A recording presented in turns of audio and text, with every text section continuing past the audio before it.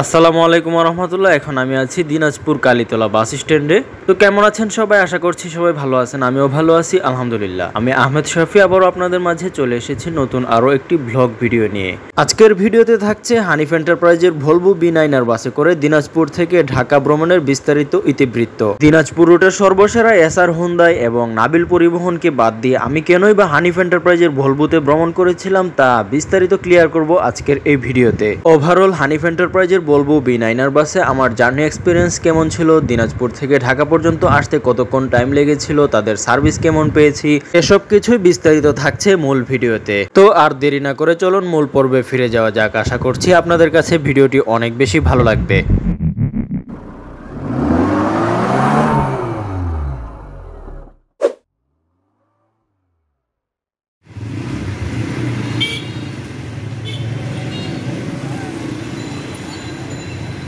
আগের দিন রাতে সিলেট টু দিনাজপুরের হানিফ 3934-এ করে আমি সিলেট থেকে দিনাজপুর এসেছিলাম, যেটার ভ্লগ আপনারা ইতিমধ্যেই দেখেছেন। আপনারা চাইলে আমি ডেসক্রিপশনে আবারও সেটার লিঙ্ক দিয়ে দিব।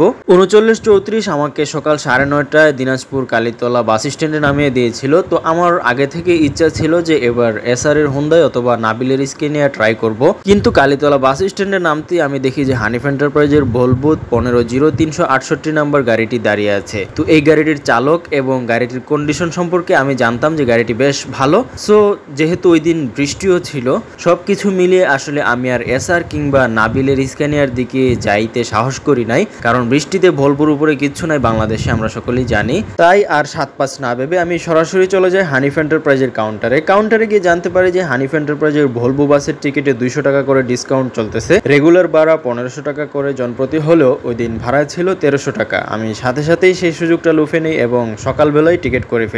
অতঃপর সারাদিন দিনাজপুর শহরে কাটিয়ে ঘুরে ফিরে এবং খাওয়া দাওয়া করে রাতের বেলা 9টার আগে আমি চলে আসি কাউন্টারের সামনে। আমার গাড়ি ছিল রাত 9:15, যদিও গাড়ি ছাড়তে 20 মিনিট লেট করে ফেলে, অর্থাৎ 9:35 আমরা দিনাজপুর থেকে রওনা হই ফুলবাড়ি বিরামপুর হয়ে, বগুড়ার উপর দিয়ে সিরাজগঞ্জ টাঙ্গাইল হয়ে যমুনা সেতুর উপর দিয়ে আমরা চলে আসি ঢাকার কল্যাণপুর টেকনিক্যালে। এই ছিল আমার ট্রাভেল করার রুটটির ম্যাপ।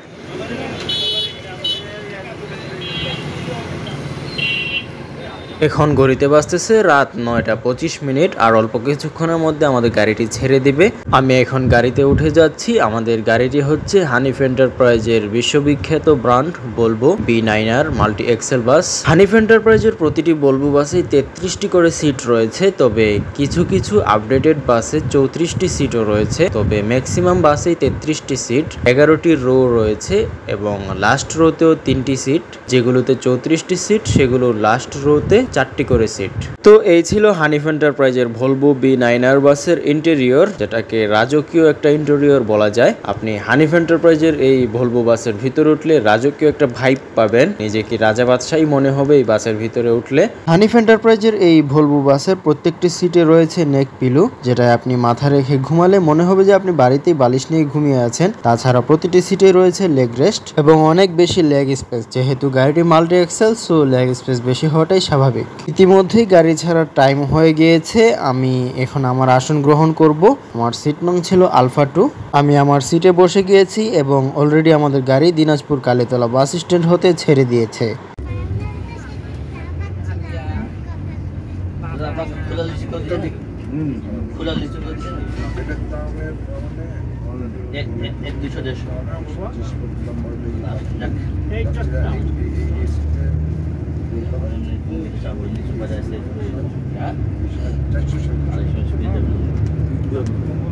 দিনাজপুরের বিভিন্ন পয়েন্ট থেকে আমরা যাত্রী ওঠাচ্ছিলাম, তাই আস্তে ধীরে যাচ্ছিলাম। তাছাড়া পুকেরও সন্ধান করতেছিলাম। আচ্ছা, প্রথমে পুকের ইস্যুটা ক্লিয়ার করে নেই। হানিফ এন্টারপ্রাইজে যারা ভ্রমণ করেন তারা অবশ্যই পুকের ইস্যুটা নিয়ে অবগত। পুক নিয়ে আমিও কোনো অভিযোগ করছি না বা পুক নিয়ে আমার কোনো বিরক্তবোধ ছিল না, তবুও পুকের ইস্যুটা টেনে এনেছি এজন্য, কেননা আমি শুরুতে বলেছিলাম যে সার্ভিস নিয়ে কথা বলবো, আর সার্ভিস নিয়ে কথা বলতে গেলে আসলে পুকের ইস্যুটা আসেই। সো হানিফ এন্টারপ্রাইজ পুক নেবেই, এটা মাথায় রেখে আমি এই গাড়িতে টিকিট করেছিলাম। যদি অনবোর্ড সার্ভিস খুঁজতাম তাহলে এসআর কিংবা নাবিলে ভ্রমণ করতাম। আমি আসলে বৃষ্টিতে ভলভোর ফিল নিতে চাইছিলাম, বিদায় হানিফ এন্টারপ্রাইজ চুজ করেছিলাম। সো পুক নিয়ে আমার কোনো আপত্তি নাই, পুক নিয়ে কথা বলেছি, এটা কেউ অভিযোগ হিসেবে নেবেন না, এটা জাস্ট নর্মালি আমি বলেছি। দিনাজপুর ফুলবাড়ি হাইওয়ে ধরে আমরা ছুটে চলছি আমাদের গন্তব্য ঢাকার উদ্দেশ্যে। দিনাজপুর ফুলবাড়ি বিরামপুরের এই রাস্তাটা অনেক বেশি সুন্দর, আমার কাছে অনেক বেশি ভালো লাগে। এই রাস্তা দিয়ে চললে মনে হয় স্বর্গীয় কোনো এক রাস্তায় ভ্রমণ করতেছি আমি। সাথে যেহেতু ভলভো আছে, তাছাড়া বৃষ্টিও আছে, সবকিছু মিলিয়ে আমার তো কোনো চিন্তাই নাই, যেন স্বর্গীয় এক সুখের মধ্যেই আমি বসবাস করছি এই মুহূর্তে। যদিও বা এই রাস্তার সৌন্দর্য দিনের বেলাতে অনেক বেশি ফুটে ওঠে, তবুও রাতের বেলাতেও এই রাস্তার সৌন্দর্য কম ফুটে না।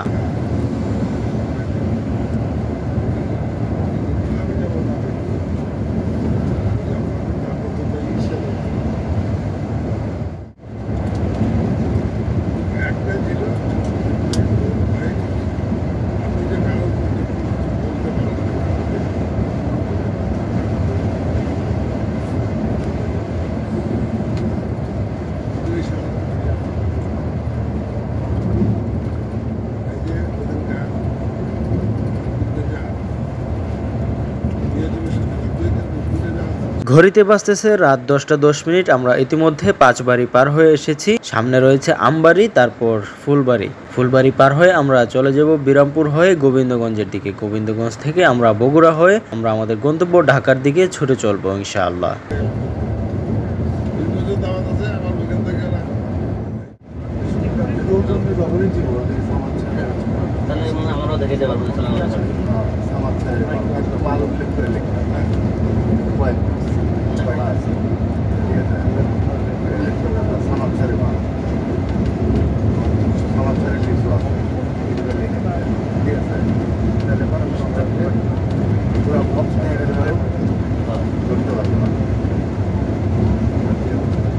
এতক্ষণ পর্যন্ত আমরা কোনো বাসের দেখা পাইনি, তবে আমবাড়ি পার হওয়ার পর আমরা হানিফ এন্টারপ্রাইজের একটি নন এসি বাসের দেখা পাই। পিছনে ভলভো আছে টের পেয়ে ওই হানিফটা পুরা পাগলের মতো টানতে থাকে, উড়াদুরা টান যাকে বলে। 100+ ট্রেনে ও গায়েব হয়ে যেতেছিল বারবার, কিন্তু আমরা আমাদের ভলভোর পাওয়ার দেখিয়ে তাকে পুনরায় ধরে ফেলতেছিলাম, তবে ওভারটেক করতে পারতেছিলাম না, কারণ ওইটা ড্রাইভারও বেশ খিলাড়ি, যথেষ্ট ভালো পরিমাণে টানছে। আমবাড়ি থেকে ফুলবাড়ি পর্যন্ত আমরা তার পিছু পিছু ছিলাম, সে আমাদেরকে এক বিন্দু ছাড় দিয়ে কথা বলে নাই। ফুলবাড়ি কাউন্টারের সামনে গিয়ে সে যাত্রী ওঠানোর জন্য সাইড করে আমাদেরকে ডান পাশে যেতে দিয়ে দেয়, তারপর আমরা তার আগে চলে যাই। তো দেখতে থাকুন Hanif enterprise versus Hanif enterprise, Hino AK1J versus Volvo P9R উড়াধুরা টানের খেলা।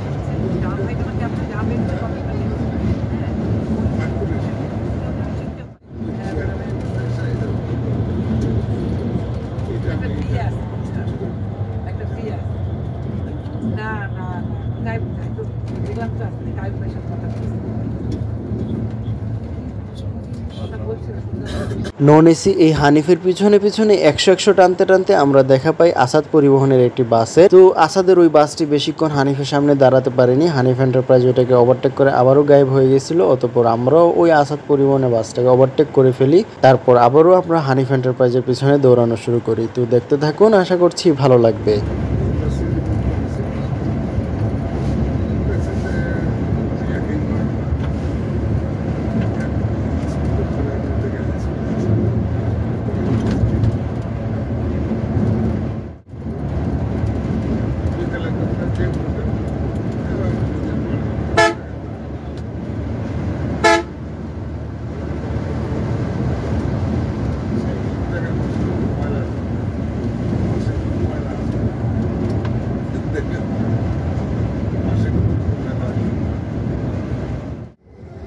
বাড়িটা সাধারণ বলে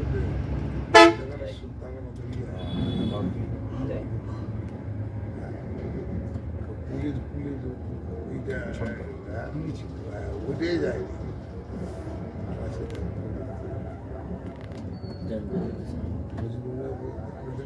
দেখছি এইটা কথা বলে সেটা মারা হইল সেটা গোডাউনে মারা কারণটা হচ্ছে অবস্থা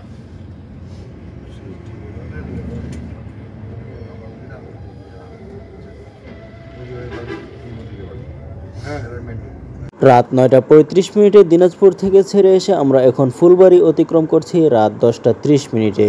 এই পর্যন্ত আসতে আমাদের সময় লেগেছে 55 মিনিট। ফুলবাড়ি কাউন্টারে হানিফ এন্টারপ্রাইজের ওই নন এসি বাসটার যাত্রী থাকায় বাসটি দাঁড়িয়ে যায় আর আমরা তার ডান পাশ দিয়ে চলে আসি। ফুলবাড়ি এসে আমরা দেখা পাই শ্যামলী এন.আর. ট্রাভেলসের এসআর হুন্দাইকেও দাঁড়ানো থাকতে দেখি।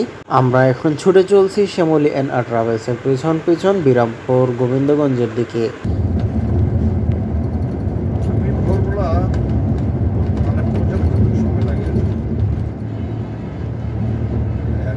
ফুলবাড়ি থেকে আমরা এখন ডানে মোড় নিব, যে রাস্তাটি বিরামপুর গোবিন্দগঞ্জ বগুড়া হয়ে ঢাকা গিয়েছে। তবে এখান থেকে যদি সোজা যান তাহলে আরো দুটি রাস্তা পাবেন। একটা রাস্তা চলে গেছে পার্বতীপুর আর একটা রাস্তা চলে গেছে মিঠাপুকুর, যেদিক দিয়ে রংপুর চলে যায়। তবে মিঠাপুকুর থেকে পীরগঞ্জ হয়ে আপনারা আবারও ঢাকার দিকে মুভ করতে পারবেন, তবে ওইদিকে অনেক টাইম লেট হয়ে যাবে। সো আমরা যেহেতু বিরামপুর হয়ে গোবিন্দগঞ্জ দিয়ে ঢুকবো, তাই আমরা বরাবর না গিয়ে ডানে মোড় নিয়েছি।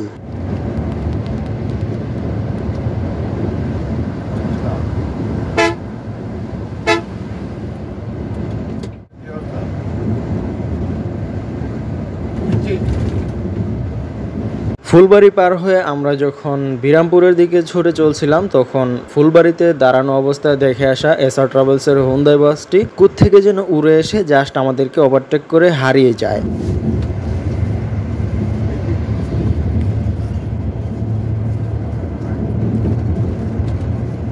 অবশ্য আমাদের উস্তাদও কম যাননি, সামনে রং সাইড মেরে আবারও আমরা এসআর ট্রাভেলসের এই হুন্দাই বাসটির আগে চলে যাই। তবে যেহেতু এসআর এর এক্সেলারেশন ফাস্ট, মানে হুন্দাইয়ের এক্সেলারেশন যেহেতু বলবুর থেকেও ফাস্ট, সো এটা বারবারই আমাদের আগে চলে যাচ্ছিল এবং হাওয়া হয়ে যাচ্ছিল। তো রং সাইড দিয়ে আগে চলে যাওয়ার পর সে আমাদেরকে আর ধরতে পারেনি। তবে আমরা যখন পাম্পে বিরতি নেই তখন আবারও আমাদের আগে চলে যায় সে। তারপর আমরা আর তার দেখা পাইনি, সে আমাদের আগেই ঢাকা প্রবেশ করেছিল।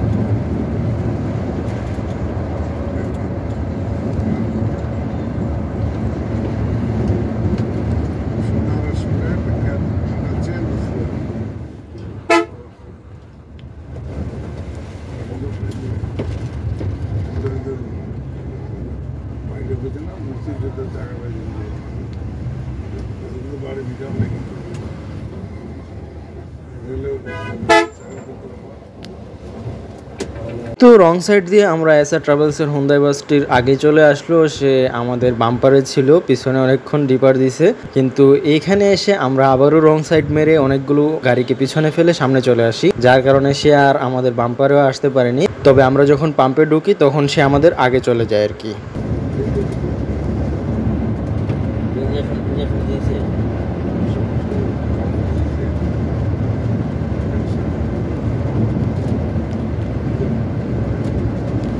ডাক্তারটা ইঞ্জেকশন দিয়ে গেছে। আচ্ছা ভালো ভালো মতো ঠিক আছে, না হলে কালকে সকালে আবার চালাবো, সকালে ডাক্তারটা আবার দেখে যাবো। আর ইয়া করো তো এখন ঘড়িতে বাজতেছে রাত 10:55। আমরা ইতিমধ্যেই বিরামপুর পার হয়ে চলে এসেছি। আমরা এখন যাচ্ছি গোবিন্দগঞ্জের দিকে। গোবিন্দগঞ্জ থেকে আমরা রংপুর ঢাকা হাইওয়েতে উঠে যাব, তারপর বগুড়া হয়ে যমুনা সেতুর উপর দিয়ে চলে যাব আমাদের গন্তব্য ঢাকায়। আপাতত ফুলবাড়ি বিরামপুর গোবিন্দগঞ্জের এই নৈসর্গিক হাইওয়ে ধরে আমরা ছুটে চলছি আমাদের গন্তব্য পানে।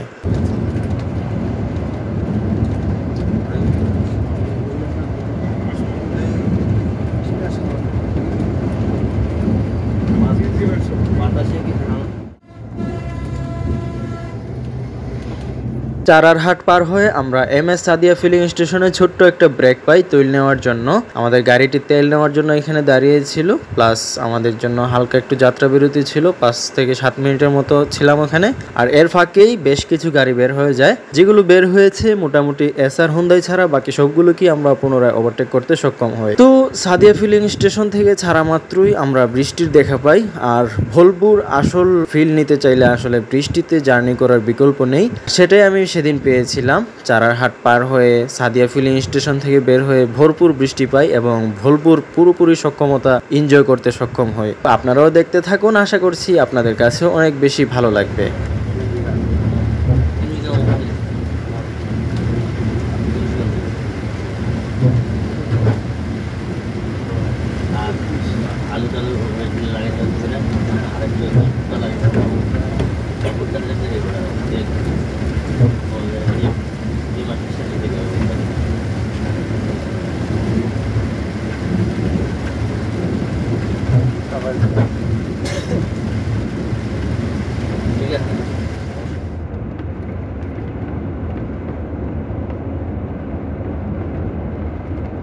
ঝুম বৃষ্টিতে আমাদের গাড়ির স্পিডোমিটারটা একটু লক্ষ্য করুন। গাড়ি 100-তে 100 চলছে। বাংলাদেশে যতগুলো ব্র্যান্ডের বাস আছে সবগুলোতেই ড্রাইভাররা চাইলেও বৃষ্টিতে এইভাবে টানতে পারেন না। আবার অনেকে টানেন, কিন্তু তারা রিস্ক নিয়ে টানেন। তবে বলবুতে এটা শতভাগ রিস্ক ফ্রি। আপনি বলতে পারেন যে বলবুর ড্রাইভার চাইলে আরো বেশি উঠাইতে পারেন বৃষ্টিতে, কারণ তার গাড়ি তার কথা শুনবে। যখনই ব্রেক ধরতে চাইবেন গাড়ি কখনোই স্কিড করবে না, পিছলা খাবে না। গাড়ি সচরাচর যেভাবে ব্রেক হয় ঠিক সেভাবেই ব্রেক হবে। সো আমাদের ড্রাইভার সাহেবও ওইভাবেই চালাইতেছিলেন, যেটা আমি আসলে চাচ্ছিলাম এই বৃষ্টির দিনে ভলভোতে উঠে। আর সেটাই আমি পেয়েছিলাম এই বাসের সাথে ভ্রমণ করে।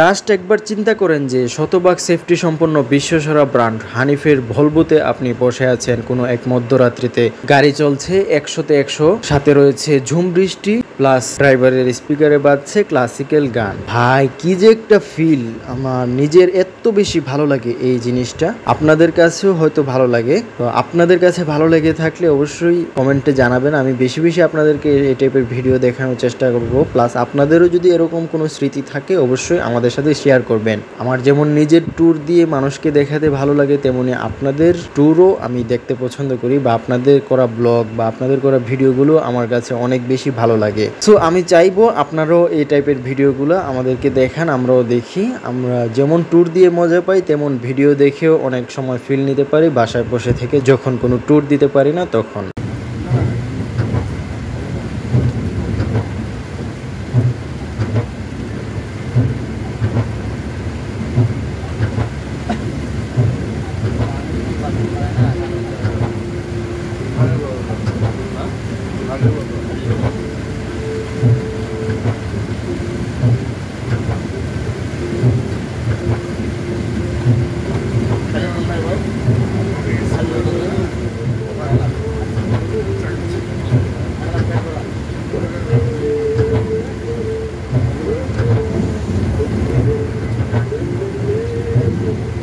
আমাদের সামনে রাহবারের একটি বাস, বৃষ্টিতে সে একদম নেতিয়ে পড়ছে। বৃষ্টিতে আসলে আমাদের দেশের নন এসি গাড়িগুলো তো একেবারেই চলার উপযুক্ত না, খুব বেশি স্কিড করে। তাই রাস্তায় কখনো বৃষ্টি নামলেই আমাদের দেশের নন এসি বাসগুলো 50-60 স্পিডে কন্ট্রোল করে রাখে। কেউ পারতে ওভার স্পিডিং করতে চায় না নন এসি বাস নিয়ে বৃষ্টিতে, তবে অনেকে করে, তারা অনেক রিস্ক নিয়ে করে। তাদের জন্য বলবো যে বৃষ্টিতে গাড়ি স্পিডে চালাবেন না, বৃষ্টিতে গাড়ি নিয়ন্ত্রণে রাখবেন, কেননা বৃষ্টিতে বাংলাদেশে একমাত্র ভলভো ছাড়া কোনো গাড়ি নিয়ন্ত্রণ করে রাখা পসিবল না। সো রাহবারকে ইতিমধ্যেই ওভারটেক করে চলে এসেছি আমরা। সামনে হানিফ এবং নাবিল। হানিফের এই ওয়ানজে বাসটি খুবই স্লোলি যাচ্ছিল বৃষ্টির জন্য। তো নাবিল সুইডিশ প্রোডাক্ট, অন্তত নন এসি ওয়ানজের চাইতে ভালো পারফরমেন্স তার বৃষ্টিতে। সে হানিফকে ওভারটেক করে আগে চলে যায়। তবে আমরা যেহেতু ভলভোতে বসা, ভলভোর হাত থেকে স্ক্যানিয়া রেহাই পায় নাই, যেহেতু ভলভো বৃষ্টিতে সেরা পারফরমেন্সটাই দিয়ে থাকে। তো দেখতে থাকুন, আশা করছি ভালো লাগবে।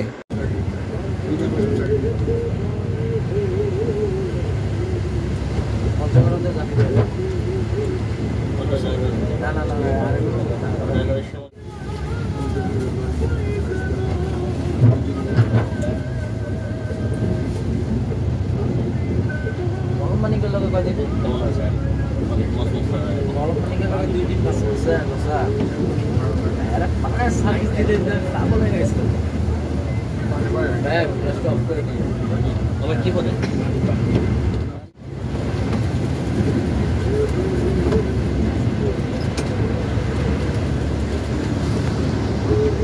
ক্লিয়ার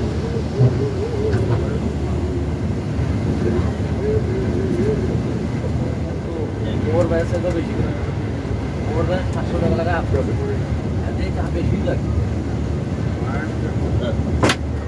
হানিফ এবং নাবিলকে ওভারটেক করে সামনে আসার পর আমরা দেখা পাই শ্যামলী এনআর ট্রাভেলসের একটি নন এসি বাসের। তো শ্যামলী এনআর ট্রাভেলস যথারীতি বৃষ্টিতে স্লো চালাচ্ছিল, আর তাদের সার্ভিস নিয়ে আসলে কিছু বলার নাই, সবচেয়ে রোস্ট সার্ভিস ইন বিডি। আর দিনাজপুরও এর ব্যতিক্রম নয়, কেননা আমি কিছুদিন আগেই দিনাজপুর যাওয়ার জন্য শ্যামলী এনআর এর হুন্দাই বাসে উঠেছিলাম, কিন্তু যে বাজে সার্ভিস পেয়েছি তাতে আমি হোটেলে নেমে আবার ঢাকা ব্যাক করতে বাধ্য হয়েছিলাম।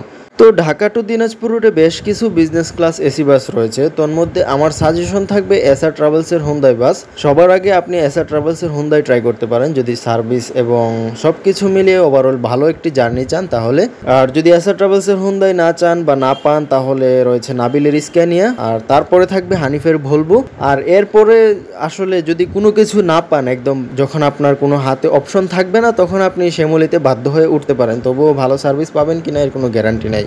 সময় এখন রাত 12:15। আমরা ইতিমধ্যেই গোবিন্দগঞ্জ পার হয়ে এসেছি। গোবিন্দগঞ্জ পার হয়ে ঢাকা টু রংপুর রুটে আমরা উঠে গিয়েছি। তো এখানে এসে আবারও আমরা বাসের মেলা দেখতে পাই। এনা, হানিফ, বাম্পারে বাম্পারে ডাবল, কিন্তু বৃষ্টি যেন থামছেই না। আর বৃষ্টি না থামার কারণে সবগুলো নন এসি বাস বেশ স্লো চালাচ্ছিল। আর সেই সুযোগে আমরা আমাদের ভলভোর পাওয়ার দেখিয়ে মোটামুটি 100 বাসকে ওভারটেক করে চলে আসি সামনে। যদিও সবগুলা ভিডিও ক্লিপ নেওয়া পসিবল হয়নি, আমি মাঝে কিছুক্ষণ ঘুমিয়েছিলামও, আমার অনেক ঘুম আসছিল চোখে, যেহেতু আমি আগের রাতে ঘুমাইনি হানিফের 39-34-এ। তবে যে ক্লিপগুলো নিতে পেরেছি সেগুলো আশা করছি আপনাদের কাছে অনেক বেশি ভালো লাগবে। তো দেখতে থাকুন হানিফ ভার্সেস হানিফের লড়াই। সামনে আরো একটি হানিফ রয়েছে, এটাকে ওভারটেক করে আমরা ওই হানিফটার পিছনে দৌড়াবো, তবে কোনোটাকে পাত্তা দিব না। ওই হানিফের সামনে আরো অনেকগুলো বাস রয়েছে, কেউই আমাদের সাথে পাত্তা পায় নাই। একে একে সবগুলো বাসকেই সুন্দর করে ওভারটেক করে আমরা সামনে চলে যাই। তো দেখতে থাকুন, আশা করছি অনেক ভালো লাগবে।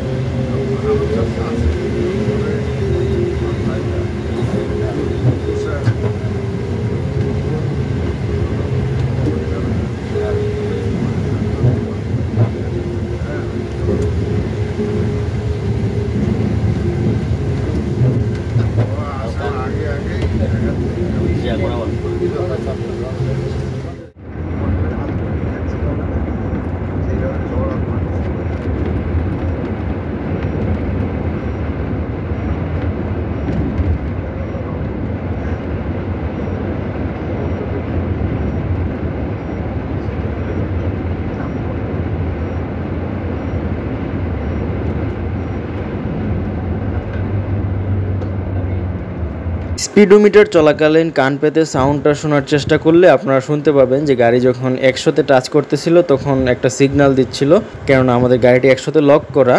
যদিও 101-2 দেখাইছে কিন্তু গাড়ি 100-এর উপরে উঠে নাই, 100-তেই ছিল। এটা প্রেশারের কারণে হয়তো 1-2 দেখাইছে। তো যাই হোক, আমি আমার এই ভলভো ট্যুরটাকে আমার লাইফের শ্রেষ্ঠ ভলভো ট্যুর হিসেবে আখ্যায়িত করেছি এই কারণে, ভলভোর সাথে বৃষ্টির যে কম্বিনেশনটা, এটা আসলে এত লম্বা সময় আমি আর কখনো পাই নাই। আর সেই বৃষ্টিতে ভলভোর যে পারফরমেন্স, সেটা আমাদেরকে একদম পারফেক্টলি দেখিয়েছেন আমাদের ড্রাইভার সাহেব। অন্যান্য সকল অপারেটরের সকল ব্র্যান্ডের সবগুলো বাসকে একদম নাস্তানাবুদ করে ছেড়ে দিয়েছেন এই ভলভো নিয়ে।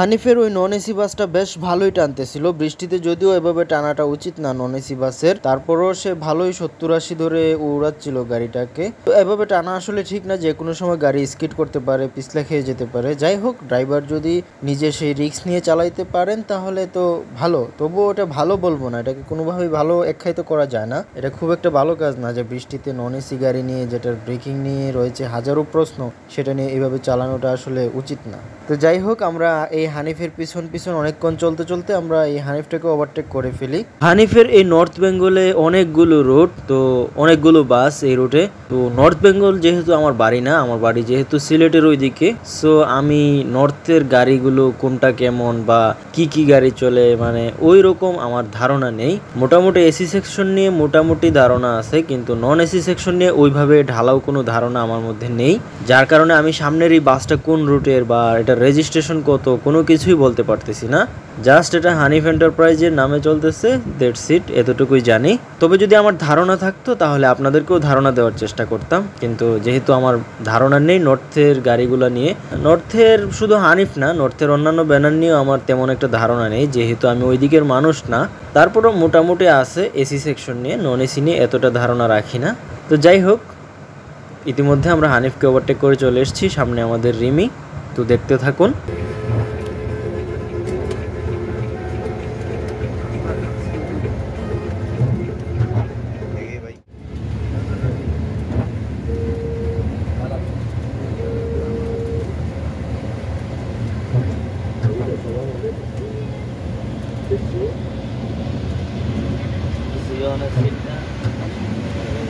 রেগুলার ভিডিও আর ওটার মধ্যে মানে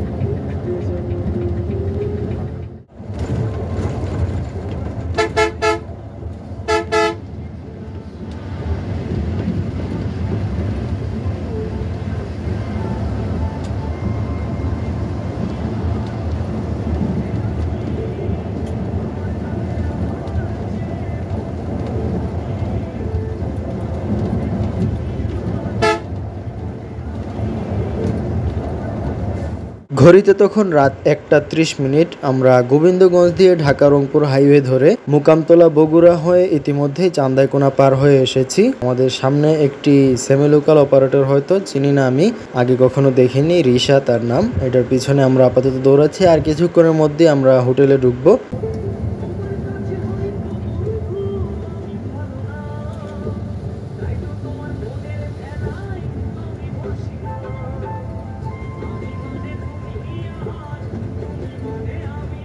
চান্দাইকোনা থেকে বৃষ্টি কমা শুরু হয়েছিল, ইতিমধ্যে বৃষ্টি একদমই থেমে গিয়েছে। তবে আমাদের উস্তাদ যা করার ইতিমধ্যেই করে এসেছেন। অলরেডি শখানেক বাসকে ওভারটেক করা শেষ। এখন আমরা আছি রিশার পিছন পিছন হাটিকুমরুল পার হয়ে আমাদের next stoppage national food village. সেখানে আমরা প্রায় 30 মিনিটেরও বেশি সময়ের একটা হোটেল ব্রেক পাই। তবে একটি দুঃখজনক ঘটনা ঘটে গিয়েছে ওইখানে, সেটা আমি আপনাদেরকে বলছি হোটেল ব্রেক শেষ হলে।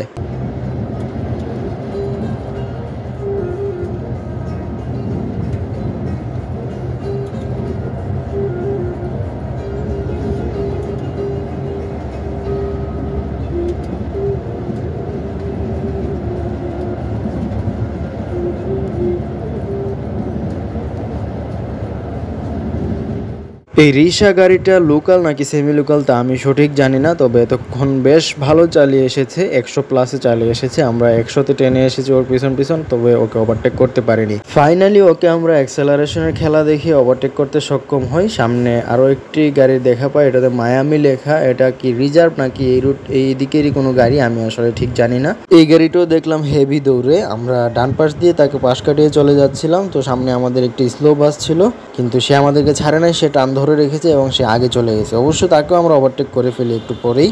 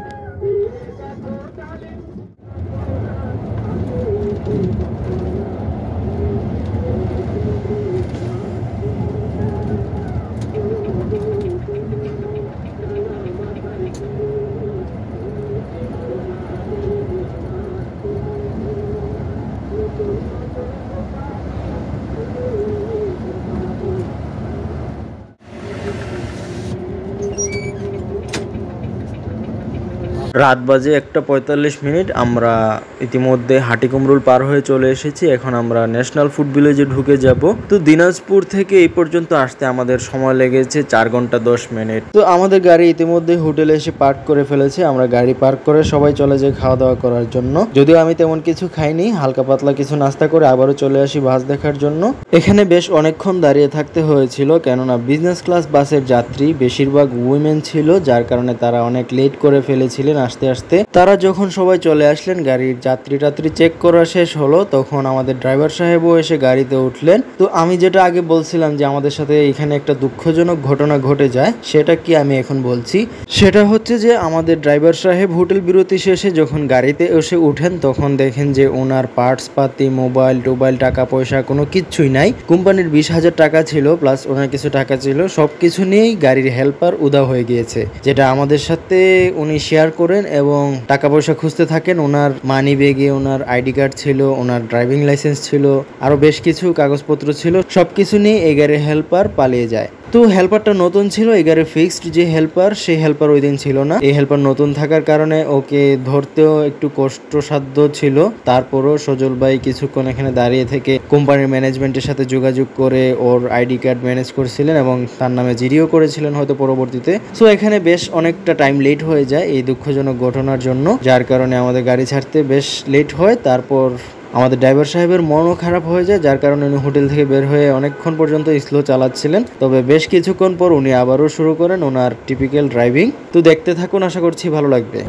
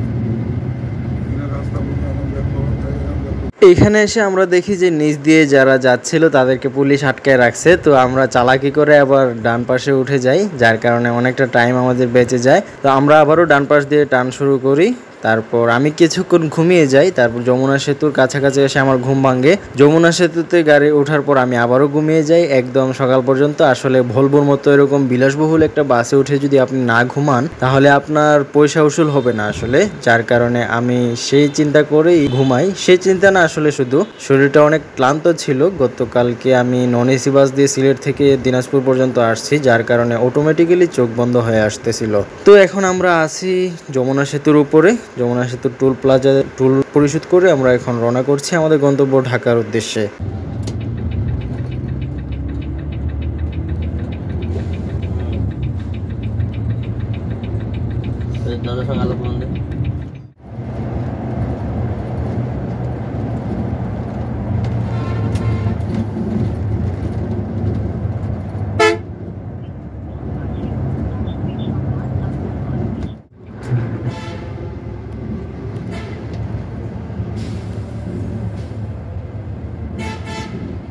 ঘড়িতে এখন বাজতেছে রাত 4:25। হঠাৎ করে আমার ঘুম ভাঙায় আমি দেখি যে আমরা বাইপেল চলে এসেছি। বাইপেল এসে আমাদের সাথে ওই সামনের পাবনা এক্সপ্রেসের দেখা হয়, তো আমরা এটার বাম্পার ধরেই সাঁটাইতে থাকি। ঘুমের মধ্যে বেশ তাড়াতাড়ি অনেক পথ চলে এসেছে, এর মধ্যে হয়তো আরো অনেকগুলো বাসকে ওভারটেক করে এসেছেন আমাদের ওস্তাদ। সচরাচর আমরা দেখি যে হানিফের ভলভো বাসগুলোতে তেমন একটা কাজ করায় না, বা গাড়িগুলোকে কেমন যেন একটা অবহেলায় ফেলে রাখে। তো ওই দিন আমার এই ভলভো বাসটি একদম টপ নচ কন্ডিশনে ছিল। যদিও C1-এ বৃষ্টির সময় টুকটুক করে পানি পড়তেছিল। পরবর্তীতে C1-এর যাত্রীকে আমার পাশের আলফা 4 সিটটি খালি থাকায় ওইখানে এনে বসিয়ে দিয়েছিলেন সুপারভাইজার সাহেব। সুপারভাইজারের কথায় বলতে গেলে সার্ভিস আমি যথেষ্ট ভালো পেয়েছি, অনেক সুন্দর বিহেভিয়ার ছিল ওনার। তো সব কিছু মিলিয়ে আমার লাইফের শ্রেষ্ঠ একটি জার্নি হয়েছে, বিশেষ করে ভলভোর সাথে। আর সার্ভিস ইস্যুতে পুকের ইস্যু থাকবেই, পুকের ইস্যু নিয়ে আমি শুরুতেই ক্লিয়ার করে দিয়েছি, ওটা নিয়ে আর কিছু বলতে চাই না। তাছাড়া ওভারঅল আলহামদুলিল্লাহ বেশ ভালো একটি জার্নি করেছি আমি হানিফের এই 368 ভলভোর সাথে। আর ড্রাইভার সাহেবের ড্রাইভিং নিয়ে বলতে গেলে আসলে এক কথায় মুগ্ধ হয়ে গিয়েছি আমি, ওনার ড্রাইভিং এর ফ্যান হয়ে গিয়েছি বলতে হবে। তো আপনারাও যদি ওনার সাথে কখনো সুযোগ পান ট্যুর দিবেন, আশা করছি অনেক বেশি ভালো লাগবে। উনি অনেক ভালো চালান গাড়ি। তো যাই হোক, আমার লাইফের শ্রেষ্ঠ ভলভো জার্নি ছিল ওনার সাথেই। তবে এর আগেও আমি ভলভোতে বেশ ভালো ড্রাইভিং পেয়েছি কয়েকজন ওস্তাদের সাথে। তবে শ্রেষ্ঠ জার্নি হওয়ার জন্য শুধুমাত্র ড্রাইভিংই যথেষ্ট না, আরো অনেক কিছু দরকার, যা আমি ভিডিওতে বলে এসেছি। তো যাই হোক, ভোর 5:10 আমরা আমিনবাজার প্রবেশ করি। ইতিমধ্যে আমরা আমিনবাজারের উপর দিয়ে গাবতলী প্রবেশ করতেছি। গাবতলী হয়ে শ্যামলী হয়ে আসাদ গেট পর্যন্ত আমাদের আজকের লাস্ট স্টপেজ। আমাদেরকে আসাদ গেটে নামিয়ে দিবেন আমাদের সুপারভাইজার সাহেব। তো গাবতলী এসে আমরা এই ন্যাশনাল ট্রাভেলসের দেখা পাই। এখান থেকে আমাদের যাত্রী নামানো শুরু। এখান থেকে আমরা যাত্রী নামাচ্ছিলাম আর এগুচ্ছিলাম। আজকের ব্লগটি আর খুব বেশি লম্বা হচ্ছে না, আর অল্প কিছুক্ষণের মধ্যে আমি আহমেদ শাফি বিদায় নিচ্ছি আপনাদের কাছ থেকে। তো কেমন লেগেছিল আজকের ব্লগটি আপনারা অবশ্যই কমেন্টে জানাবেন। আর ভিডিওটি ভালো লেগে থাকলে অবশ্যই লাইক, শেয়ার এবং সাবস্ক্রাইব করতে ভুলবেন না। ধন্যবাদ সবাইকে। এখন আমরা আছি শ্যামলীতে। শ্যামলীর উপর দিয়ে ওয়াইড অ্যাঙ্গেলে হানিফের ভলভো থেকে একটু ঢাকার ভিউটা দেখা যাক।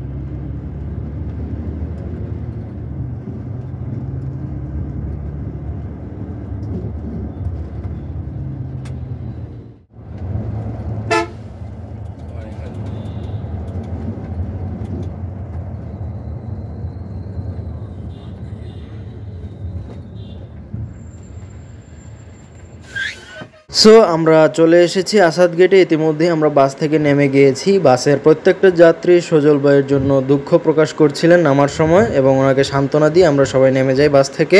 আমার এই যাত্রায় সময় লেগেছে 8 ঘন্টা 5 মিনিট। 9টা 35-এ রওনা দিয়ে আমি সকাল 5টা 40 মিনিটে আসাদ গেটে নেমে যাই। গত 18ই মে 2025 সালে আমি এই জার্নিটি করেছিলাম, তবে বেশ কিছু ব্যস্ততার কারণে আমার ব্লগটি আপলোড করতে বেশ লেট হয়ে যায়। অলরেডি 2 মাস চলে গিয়েছে ইতিমধ্যেই। এত দেরি করে ব্লগটা আপলোড করার জন্য আমি আন্তরিকভাবে দুঃখ প্রকাশ করছি আমার সম্মানিত অডিয়েন্সদের কাছে।